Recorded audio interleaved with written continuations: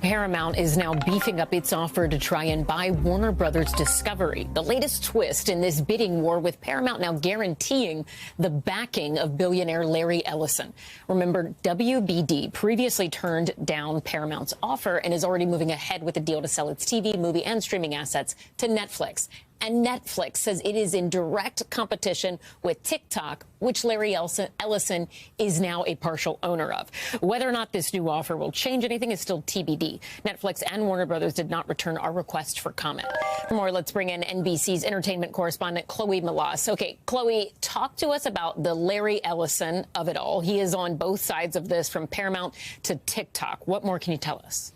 Sure. So, Ellison, the size of the bid from Paramount Skydance is not changing. But what is, like you just said, is that David Ellison, who runs Paramount Skydance, his father has now come out to guarantee $40 billion of that over $100 billion hostile bid. And remember, Warner Brothers Discovery, they turned that bid down. But will it change now that Larry Ellison has really stepped into the picture in a major way? Warner Brothers Discovery's chairman had said last week that one of the reasons that they had continuously turned down Paramount Skydance wanting to buy the totality of Warner Brothers Discovery, we're not talking just the film studio, but its cable channels too, was that they weren't sure what role Larry Ellison was really going to play in all of this. And when it comes to TikTok, it was just announced last week that Larry Ellison's Oracle is now going to own part of TikTok US. And this is very significant because Netflix, I would like to point out, has said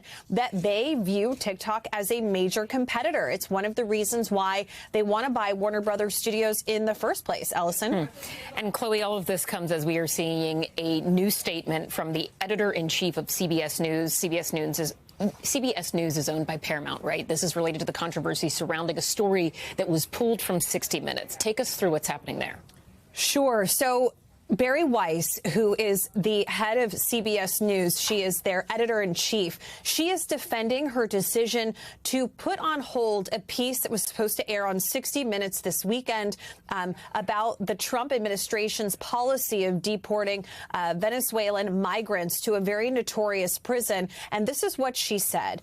Bari Weiss writes in a statement, "My job is to make sure that all stories we publish are the best they can be. Holding stories that aren't ready for whatever reason, that they lack sufficient context, or that they are missing critical voices, happens every day in every newsroom. I look forward to airing this important piece when it's ready." Many people are worried and saying that perhaps the reason that this story was held is because it was potentially going to be critical of the Trump administration, and that Bari Weiss was giving deference to Trump and the administration. So again, many are wondering, is this an unusual situation here? And how closely linked are Bari Weiss and President Donald Trump? But again, if you look at her statement and you take it at face value, she is saying stories get held all the time. And this is a decision that I made, and I look forward to running it when it's ready. But we know that this has caused a lot of upheaval within CBS. And as you know, there has been a lot of discussion, Ellison,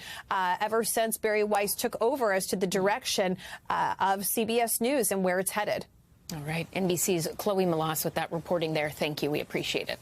We thank you for watching. And remember, stay updated on breaking news and top stories on the NBC News app, or watch live on our YouTube channel.